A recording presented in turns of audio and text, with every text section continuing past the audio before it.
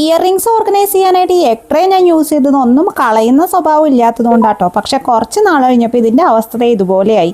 Pair കണ്ടുപിടിക്കാനായിട്ട് research നടത്തേണ്ട അവസ്ഥയായി ഇപ്പോൾ. അതുകൊണ്ട് തന്നെ ഇതൊന്ന് മാറ്റി നല്ലൊരു ഓർഗനൈസറിലേക്ക് നമുക്കിതൊക്കെ സെറ്റ് ചെയ്ത് വെക്കാം. ഇയർ റിങ്സ് ഓർഗനൈസ് ചെയ്യാനായിട്ട് ഈ ഒരു ബെസ്റ്റ് ഓർഗനൈസറാണ് ഞാൻ യൂസ് ചെയ്യുന്നത്.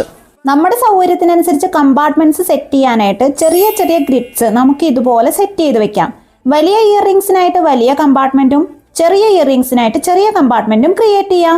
2 ബോക്സിന്റെ സെറ്റായിട്ടാട്ടോ മേടിച്ചത്. ഡെയിലി യൂസ് ഇയർ റിങ്സ് ഒരു ബോക്സിലും സ്പെഷ്യൽ ഒക്കേഷൻസിനായിട്ട് മറ്റൊരു ബോക്സിലുമാണ് ഞാൻ ഇയർ റിങ്സ് ഓർഗനൈസ് ചെയ്ത് വെച്ചത്.